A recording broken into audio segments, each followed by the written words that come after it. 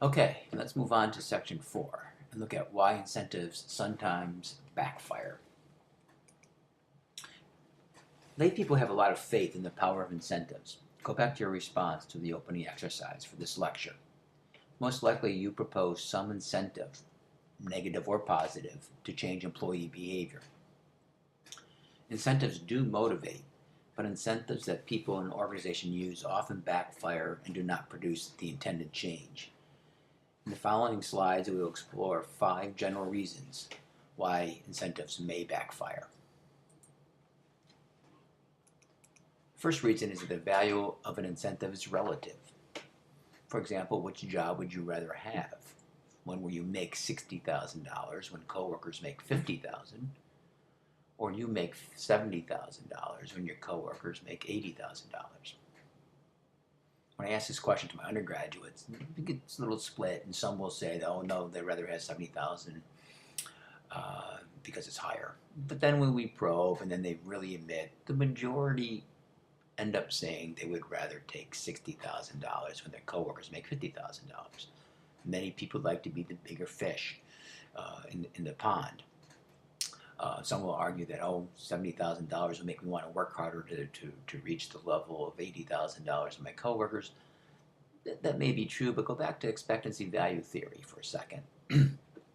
That would only work if you think that it is likely that if working hard will get you to $80,000, that you'll get a raise. If you work hard and don't get that raise, then your expectancy quickly drops. Most people presented with this end up saying they prefer to make more than their coworkers. Regardless of how you answer the first question, what about the second one? For which of the two jobs would motivation be highest? This is relatively clear, okay, from the literature, is that when people feel underpaid, they work less hard. Even though the person making $70,000 is better off in absolute terms than the person making $60,000, it's the relative comparison that seems to matter. Still don't quite grasp the concept, or maybe not agree with it? Think about this last question. Would you be happy with a $1,000 raise? Would it motivate you? Yeah, often it would. However, what would your answers be if you received a $1,000 raise and your coworkers got a $2,000 raise? You probably would not be as happy with a $1,000 raise, and it probably would not motivate you when your coworkers are getting $2,000.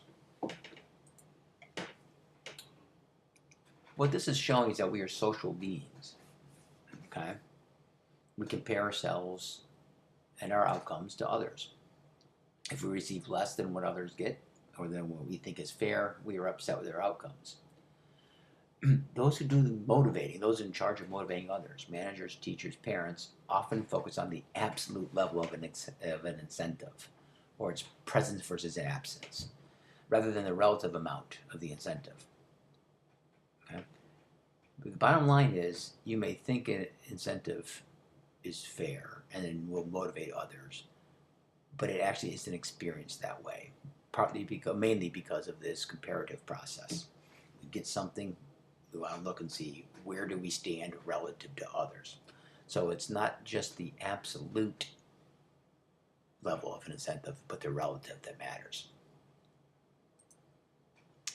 Second reason why incentives may backfire. This is, you may reward the wrong behavior. In organizational psychology, we call this the folly of rewarding A while hoping for B. This occurs when faulty reward systems strengthen behaviors that are different, or sometimes even opposite of what we want to strengthen. A classic case is an insurance company who had a system where they evaluated their employees based on customer satisfaction. Insurance companies want to process claims accurately and pay only what they are supposed to pay according to the policy. But think about it this: if you're a worker dealing with these claims that customers submit, and you know that you're going to be evaluated on how satisfied customers are, what are you going to do when the customers push back on a claim and argue that they should be getting a higher amount? And you want to keep the customer satisfied. So what it developed in this case study was that the expression "when in doubt, pay it out." That was what the workers, the motto that they were subscribing to. Okay, you pay out what the customer wants. The customer's happy. The client or the company um, queries the clients on their satisfaction. They say they're satisfied because they got what they wanted, and you get rewarded by managers or supervisors. This is a case of they're hoping for accurate payout, but they're rewarding paying what the customer wants. Other examples are coaches want teamwork, but they often reward individual performance, and universities want good teachers, but reward research productivity instead. Sort of a corollary of this is that sometimes they even encourage undesired behavior. The rewards that we use end up encouraging the exact behavior that we want to avoid. Consider some actual consequences of testing and assessment in school districts across the country. Okay, these are listed here are some actual outcomes that many school districts face. Teachers whose students perform poorly will be censored, denied promotions or raises. Schools whose students perform poorly are at risk of losing national funding. And teachers whose students perform well may get bonuses. In some cases, saw whereas as much as $25,000 if their students post large scores, gains in the test scores. So these incentives are most likely to result in what? A, students learning more. And that's what the school districts or legislature, in some cases, is thinking. We'll put these incentives on, negative incentives for poor performance, positive incentives for good performance. So they're hoping that would result in students learning more. Or do you think it's going to result in teachers and schools cheating? Okay, well, if you paid attention to the news over the last several years, you notice that there's several cases of administrators and teachers actually cheating under these incentive structures. Okay? Reason being that, well, they don't want to lose the money for schools performing poorly, or the incentives are so out of whack that it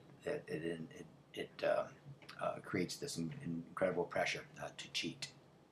And so what you could argue is that these incentives have led to more cheating than learning. Okay, reason number 3 for why incentives may backfire. You may actually end up replacing an effective incentive with a less effective one. And usually the effective incentives aren't monetary or tangible, they're emotional. Here's a good case example of this effect. Daycare centers in Israel had a problem with kids being picked up late. This is a common problem in many daycare centers. Parents arrive late to pick up their children. It keeps the workers there a lot longer and creates all sorts of problems for the organization. So this daycare center said they had a good solution. We're going to provide a negative incentive, a punishment, if you will, for late pickup. Parents who come late will be charged a fine or assessed a fine for being late. So they involved some research from a local university to help them with this, and so they did some good baseline data collection, and so for 4-week period across 10 different centers, they look and see how often are parents late. And they found that per center there was 10 late pickups per week. Okay, so that's the baseline. So then they'll introduce the incentive, and the expectation is that the late pickup should go down, right? Now the incentive was a $3 fine per child per incident. Okay, so you're late, you're assessed $3. Negative incentive introduced, you expect late pickups to go down. What do you think happened? Well, you probably already guessed that they actually went up. Okay, within a few weeks, the mean number of late pickups was 20, more than double before. The incentive, which is supposed to be a punisher in this case, had actually backfired. And why is that? Well, I would argue that it's substituting an economic incentive, $3, for what used to be a moral or social incentive. Okay, think about what prompted parents to be on time before. Right? It's probably guilt. Guilt for the child. I don't want my child to be late, or I don't want to be unfair to the workers. Okay. But now, think what happens. Oh, I'm late. Workers aren't upset. They get $3 extra. Okay, they can get rid of the guilt with a very small fine, and in fact, it's cheap babysitting. So I'd argue that the economic incentive, negative incentive, substituted for guilt. Readily pay you $3 to get rid of my guilt. And also think about the size of that incentive. It wasn't very much. As I said, it's cheap babysitting. Being late every day would result in an extra $60 a month, which is 1/6 of the base fee in this case. So then it actually became a positive incentive to be late because of the cheap babysitting. The basic point here, which behavior economists will make, is that it substituted an economic incentive for a moral incentive. And so that the shows you the power of moral incentives. So we often, out of obligation or feelings of morality or fairness, will act. But once we have a reason for not following that sort of moral or ethical code, easily to drop it. Now, I guess you could say, what if the fine had been $100? Okay, that sort of changes things, because then the economic incentive is so high, that they'll be on time. But a minimal economic incentive in this case was a weak motivator for getting parents there on time compared to the moral incentive that existed before. I would argue that they should have played up the guilt factor more, and so to guilt people into being on time first before going to the economic incentive. Here's another example. Okay, Switzerland actually is a small country. You can see up there, surrounded by France, Germany, Austria, and Italy. They actually have a fairly extensive nuclear energy system. But of course, if you have nuclear power plants, you have nuclear waste. How do you get rid of it? It's a problem. United States, we have Utah, we go dump it in. Switzerland's much smaller. So officials came up with this idea that we'll appeal to the citizens to bury their waste in a site near a particular community. Okay, so the Utah of Switzerland, if you will. So they went to the citizens of this community, and they asked them, hey, here's our problem. We think we can do this safely. Will you allow us to bury the nuclear waste nearby? A majority, very slight majority, 51% of the people agreed. This is good, they thought, but it'd be nice to have a higher percentage. It'd be nice to get 60, 70, get most people to agree. So they thought, how can we get more people to agree? And they came up with the obvious solution. Let's use money as an incentive. So they offered citizens $5,000 each if they allowed them to bury the nuclear waste in their community. Well, guess what happened? The number of people agreeing to accept the nuclear waste actually went down. And why is that? Well, again, now you're replacing a social incentive, emotional incentive, in this case probably civic duty, patriotism. Okay, I will do it for the good of the community or the country. I understand. Now you're replacing that with an economic incentive, $5,000. And many people started saying, well, this really isn't enough. If you want to get rid of this stuff so badly, why are you only giving us $5,000? Sort of change the mindset. So it's an example, once again, of replacing an effective incentive with a less effective one. Misunderstanding how the importance of perhaps social and moral incentives to people. Okay, fourth reason why incentives may backfire. And that is that certain incentives, particularly economic incentives, may undervalue the activity. So here's the results of an experiment where subjects were performing a very boring task. They, online, on the screen, they had to drag a circle onto a square. That's all they had to do. Find the circle, drag it onto the square on the screen. And they were paid for doing this. $5, 50 cents, or nothing. Okay, these are undergraduates. most likely psychology 101 students who have to do experiments as part of their course requirements. Simple economic theory would say that $5 would produce the highest performance, followed by 50 cents, then the no pay condition. Okay? But look at the graph. We don't get that. We find that the no pay and $5 conditions are basically equivalent. If anything, in absolute terms, the no pay is slightly higher.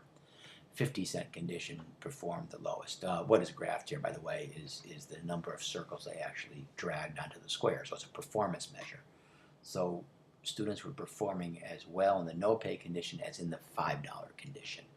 The 50-cent condition produced the worst performance. So why do we get these results? You may be able to explain the difference between the $5 condition and the 50-cent condition. Simple economic theory. You pay people more, they're going to work harder.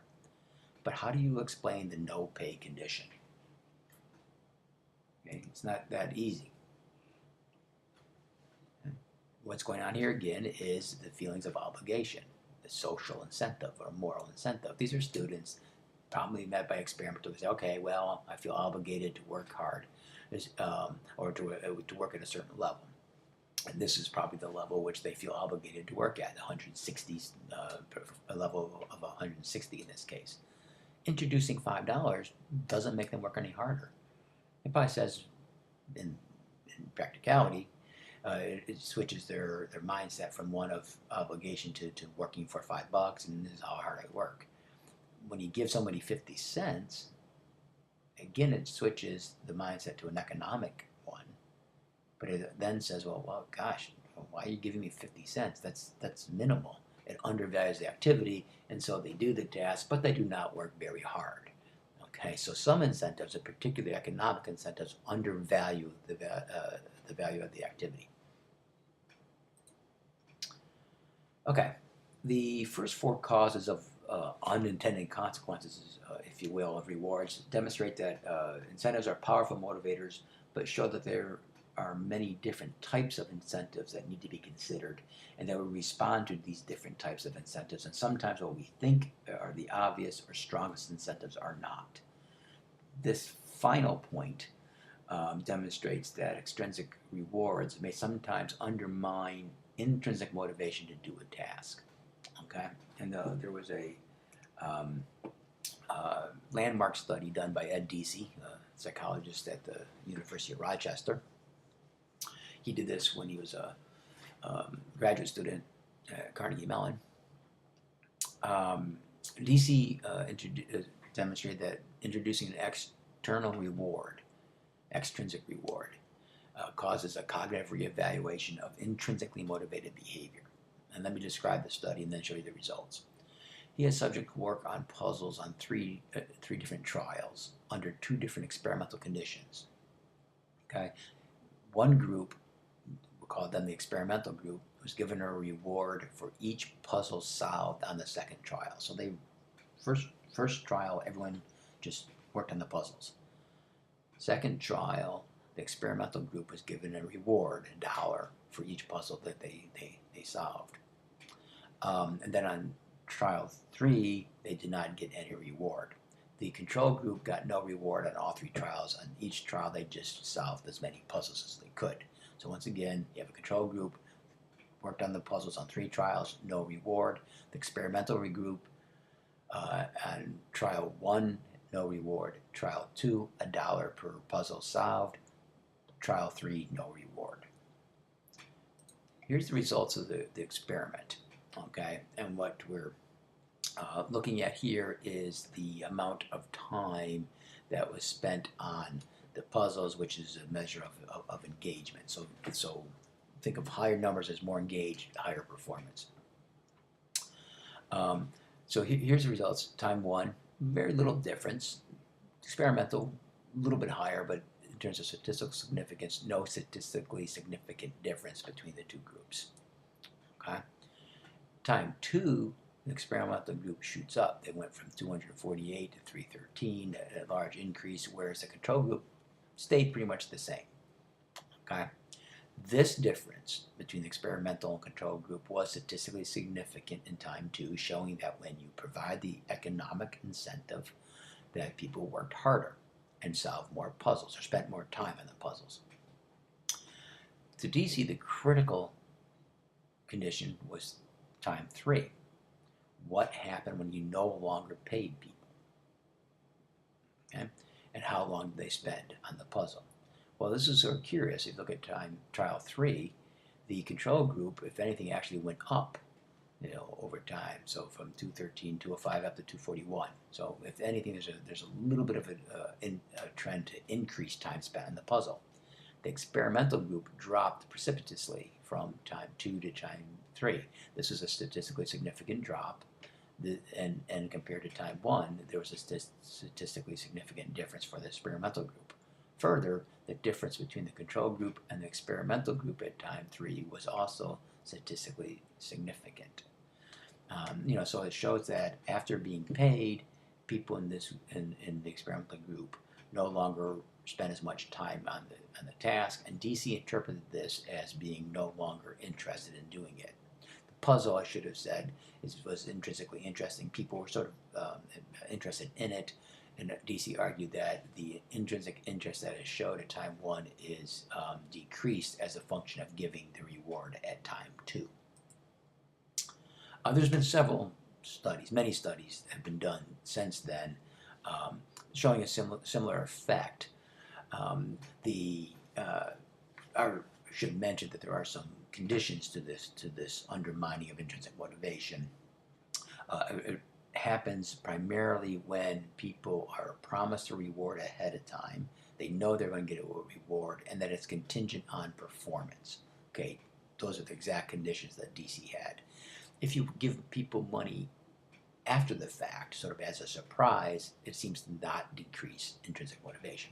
Anyway, for explanations of the effect of the known performance contingent reward undermining intrinsic motivation, DC argued that what happens is that the rewards create a shift in the perceived locus of control. In other words, why am I doing this activity? Well, it used to be because it was intrinsically interesting to me. Now it's because the money that I'm getting for it. So that was his primary explanation. And he argued that extrinsic rewards are perceived as controlling. Intrinsic rewards means I'm doing this because it's fun, it's interesting, it's challenging. Those things are perceived as supporting our autonomy, our personal control. Extrinsic rewards are seen as externally controlling us. And then he also argued there's the over-justification effect, which is just basically now, once you introduce economic rewards, people working on the task have 2 reasons for why they're doing it. It's interesting, and and I get money, versus before they're only doing it for 1 reason. It's interesting. Okay, in the presence of 2, DC argues is the reasons for doing the activity are over-justified. You have 2 reasons, and it sort of diminishes the effect of the intrinsic motivation. I think the most parsimonious explanation is this right here, that extrinsic rewards are perceived as controlling, and we start losing interest in the things that we do for external reasons. Okay, so those are 5 reasons why incentives may backfire. The intent of presenting them is to get you to think carefully about the use of incentives. But does this mean that we don't use rewards, especially external rewards, don't try to incentivize people? No, I'm not saying that at all. You just need to be aware of the functional significance of them. Rewards are interpreted as information, and then they have more positive effects when they support our autonomy. When they are interpreted as controlling us, then they are going to undermine intrinsic motivation. The best effects when you use rewards will occur when they are seen as boosting our confidence, when they're given to us to say, hey, good job, and they support our autonomy or self-determination. Okay, so that's the end of section 4. We'll get to section 5 in the next presentation.